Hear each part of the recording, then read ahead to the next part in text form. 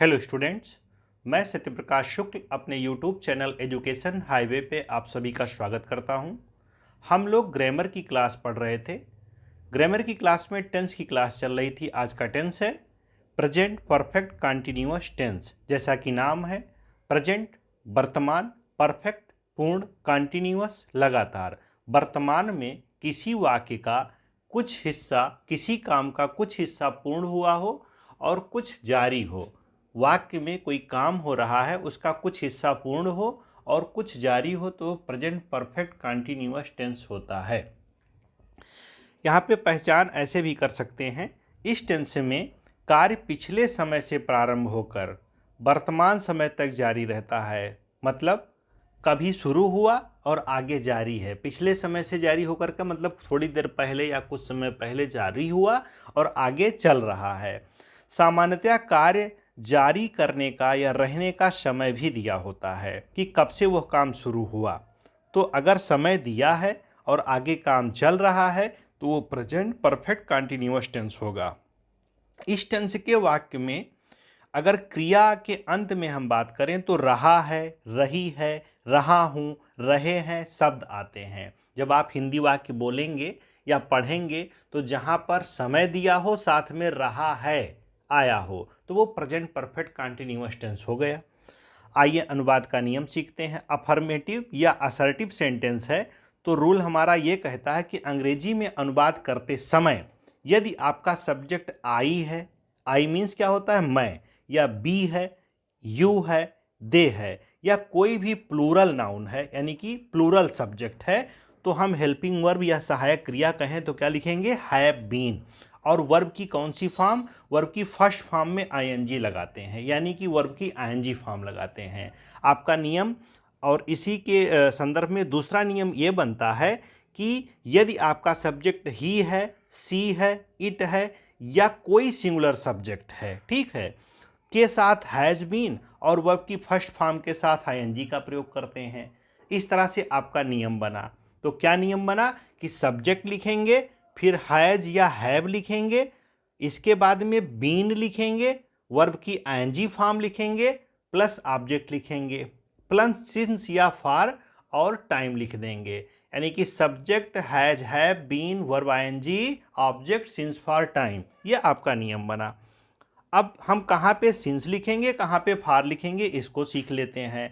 समय के लिए फार या सिंस का प्रयोग होता है। समय दिखाने के लिए फार या सिंस का प्रयोग होता है।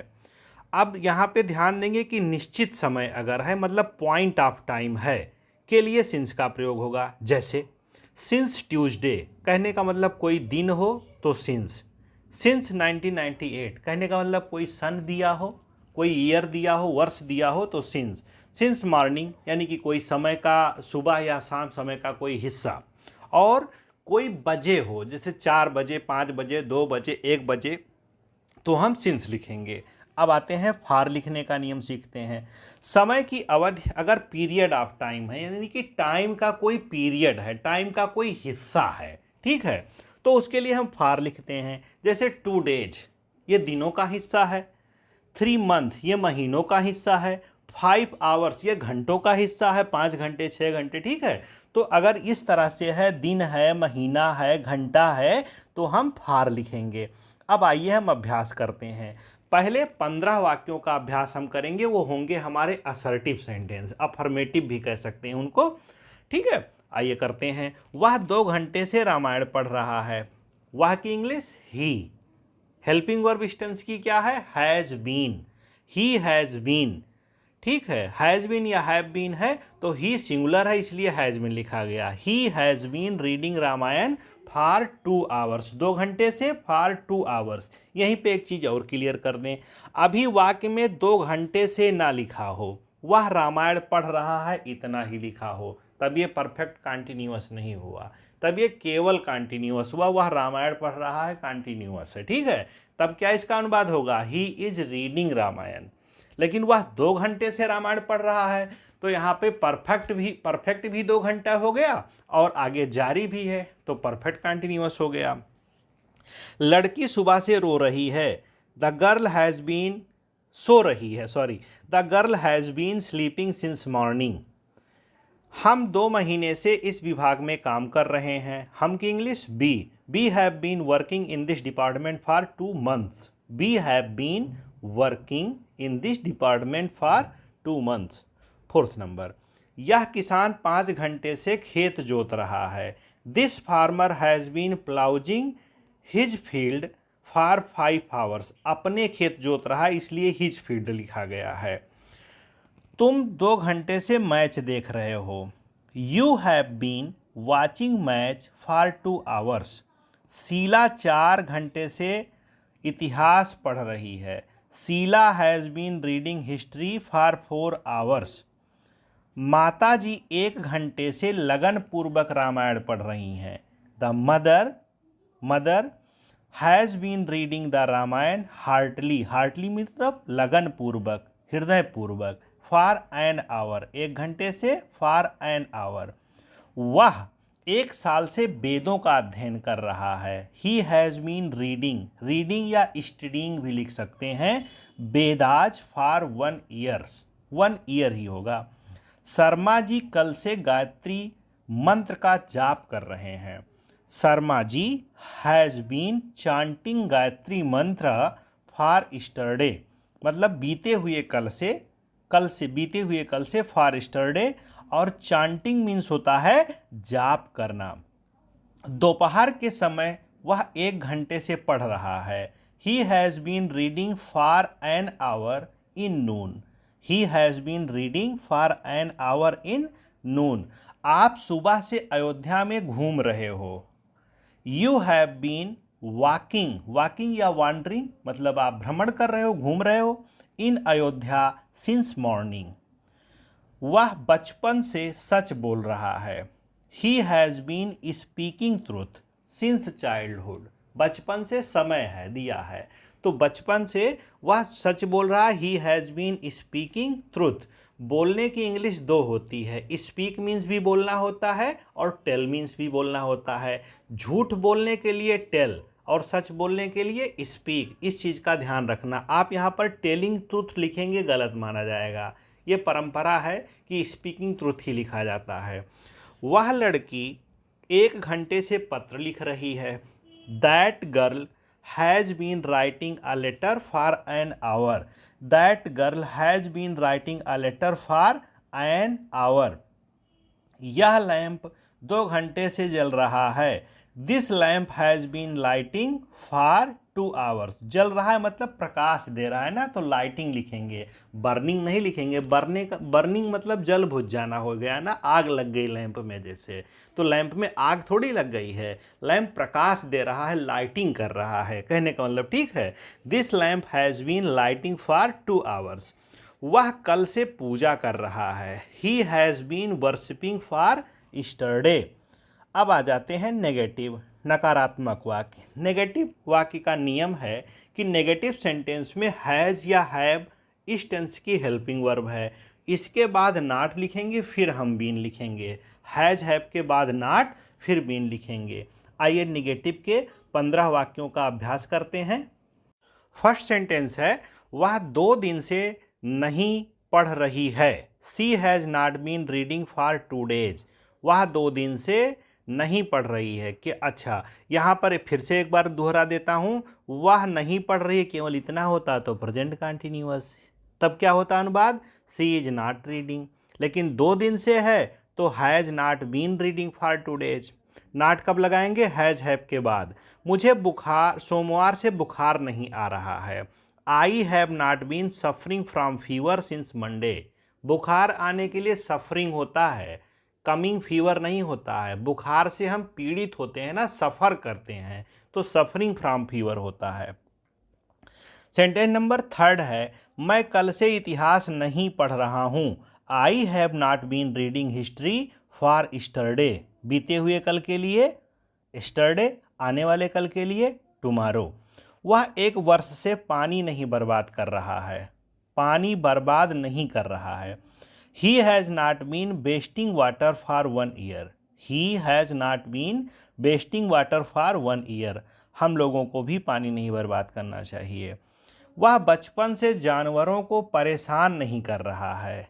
He has not been disturbing, disturb करना, परेशान करना, सताना कहने का मतलब, ठीक है, या उनकी हंटिंग करना, तो डिस्टर्बिंग मैंने सरल इंग्लिश लिख दी है। He has not been disturbing to the animals since childhood, हम लोगों को भी एनिमल्स को परेशान नहीं करना चाहिए। अच्छे बच्चे बचपन से ही झूठ नहीं बोल रहे हैं। Good boys have not been telling a lie since childhood, good boys have not been telling a lie since childhood, सभी बच्चे अच्छे होते हैं, उनको झूठ नहीं बोलना चाहिए। वह 2 दिन से सुबह नहीं उठ रहा, यानी कि very early in the morning में नहीं उठ रहा है। He has not been getting up early in the morning for 2 days, he has not been getting up early in the morning for 2 days। Next है, माता जी 1 घंटे से खाना नहीं बना रही हैं। The mother has not been cooking food for an hour, 1 घंटे से एन आवर, एन क्यों लिखा गया? आवर के पहले एन ही लिखा जाता है, क्योंकि आवर को हावर नहीं पढ़ा जाता है, उसका उच्चारण आ होता है, वाबेल से होता है। यह लड़का 1 महीने से बेकार में नहीं घूम रहा है। This boy has not been wandering, wandering means घूमना, एमलेसली मतलब बेकार में, उद्देश्य रहित, 1 month 1 मंथ से, फॉर 1 month, यहाँ पे फॉर नहीं टाइप है, ये ध्यान रखना, फॉर 1 month होगा। आप रेलवे स्टेशन पर 2 घंटे से रेल की प्रतीक्षा नहीं कर रहे हो। You have not been waiting train at railway station for 2 hours, you have not been waiting train at railway station for 2 hours। 3 बजे से बारिश नहीं हो रही है।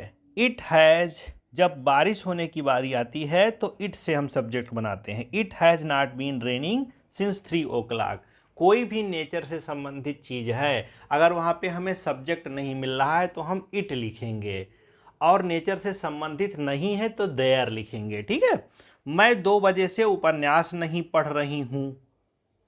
I have not been reading novel since 2 o'clock, novel means होता है उपन्यास, ठीक है।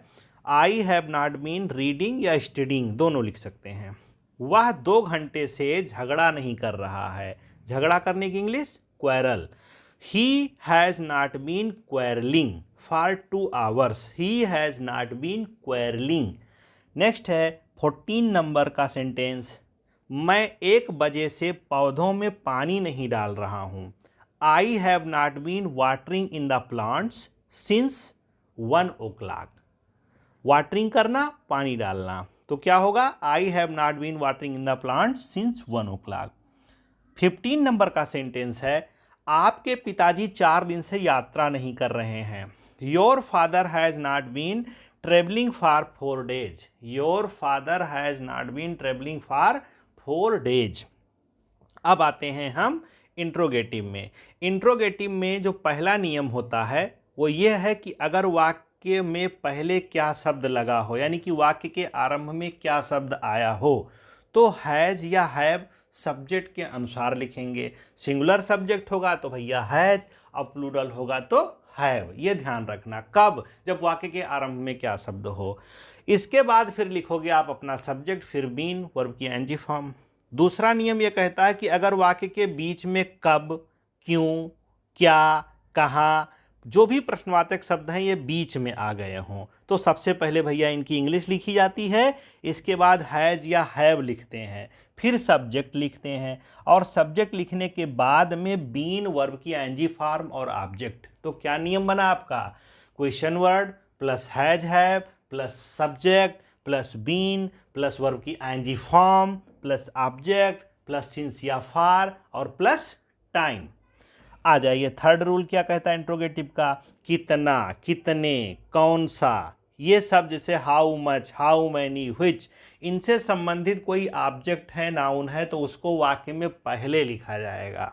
और नेक्स्ट नियम यह है आपका कि इंट्रोगेटिव नेगेटिव अगर है तो इंट्रोगेटिव अफर्मेटिव सेंटेंस की तरह बनता है, केवल कर्ता के बाद नॉट लिख देते हैं। और लास्ट रूल जो है वो है कि लास्ट में क्वेश्चन मार्क लगाना ना भूलें, वाक्य के अंत में प्रश्नवाचक चिन्ह अवश्य लिखते हैं, अवश्य लगाते हैं। अब आइए 15 वाक्यों का अभ्यास कर लेते हैं। ये टेंस आपको आ जाएगा। मैं विश्वास दिलाता हूं आप इस क्लास को 3-4 बार अच्छे से पढ़ लें, आपको ये टेंस कंफर्म आ गया। ठीक है, पहला वाक्य है, क्या हम उसका इंतजार सुबह से कर रहे हैं। वाक्य के आरंभ में क्या शब्द आया है, तो सबसे पहले हम क्या लिखेंगे, हैव। हैव क्यों लिखेंगे भैया, क्योंकि सब्जेक्ट आपका है बी और बी को प्लूरल माना जाता है, इसलिए हैव लिखेंगे। Have be been waiting him since morning. Have be been waiting him since morning. Second number वाक्य, क्या वह आलसी लड़का 2 घंटे से सो रहा है। Has that lazy boy. Boy singular है इसलिए हैज़ लिखा गया। Has that lazy boy been sleeping for 2 hours. क्या तुम 2 दिन से नहीं पढ़ रहे हो। Have you not been reading for 2 days. Have you not been reading for 2 days. वह 5 बजे से अपना समय क्यों नष्ट कर रहे हैं। Why have they been wasting their time since 5 o'clock। Why have they been wasting their time since 5 o'clock। पांचवा वाक्य है, कितने लड़के दोपहर से शोर मचा रहे हैं। How many boys. How many के साथ लड़के थे तो उनको पहले लिखा गया। Have been making a noise since noon. शोर मचाने के लिए मेकिंग अ नॉइज होता है। मेक मीन्स होता है वैसे बनाना, तो शोर बनाया जाता है, किया जाता है ना। लड़के 2 बजे से कहाँ खेल रहे हैं। सबसे पहले हम कहाँ की इंग्लिश लिखेंगे, where have the boys been playing since 2 o'clock। Next होगा आपका, क्या वह 5 दिन से राम कथा सुन रहा है। Has he been listening Ram katha for 5 days। Has he been listening Ram story या राम कथा फॉर 5 days। यह साधु 1 महीने से यज्ञ क्यों कर रहा है। Why has this saint. Why has this saint been doing yagya. Doing yagya यज्ञ करना, ठीक है, फॉर 1 month। क्या गंगा नदी हजारों वर्षों से बह रही है। हैज़ द गंगा रिवर होना चाहिए, द यहाँ नहीं टाइप है, आप नोट बनाते समय द लिखिएगा। Has the Ganga river been flowing for thousands years. For thousands years. Next है, क्या यह गाय 4 महीने से दूध दे रही है। Has this cow been giving milk for 4 months। Has this cow been giving milk for 4 months। Next है, आप 3 साल से इतनी घनघोर तपस्या क्यों कर रहे हैं। Why have you been worshipping hard. घनघोर तपस्या ऐसे ही मतलब कठोर, या यहाँ पर आप मेडिटेटिंग हार्ड कर सकते हैं, मेडिटेटिंग सो हार्ड कर सकते हैं, ठीक है, ध्यान धारणा करना, ध्यान लगाना। Okay, why have you been worshipping hard for 3 years। क्या वह अपना धन 1 साल से अच्छे कार्य में खर्च कर रहा है, अच्छे कामों में खर्च कर रहा है। तो क्या लिखेंगे, has he been spending his money in good works for 1 year। अच्छे कामों में स्पेंड कर रहा है ना, spending his money in good works for 1 year। Next है, क्या आप 2 साल से अपना समय लोगों की भलाई करने में बिता रहे हैं। Have you been passing your time in welfare of others, या इन हेल्पिंग ऑफ अदर्स भी लिख सकते हैं। लोगों की भलाई करने में इन हेल्पिंग ऑफ अदर्स भी लिख सकते हैं। नेक्स्ट है 14th नंबर का, क्या 2 घंटे से बारिश हो रही है। Has it been raining for 2 hours। Has it been raining for 2 hours। Next है, यह चपरासी सुबह से घंटी क्यों नहीं बजा रहा है। Why has this peon not ringing the bell since morning. Why has this peon not ringing the bell since morning. Thanks for watching video class. अब आप इसको 2-3 बार पढ़ेंगे तो ये टेंस आपको आ जाएगा। Please like and subscribe my channel education highway, Satya Prakash Shukla. Thank you.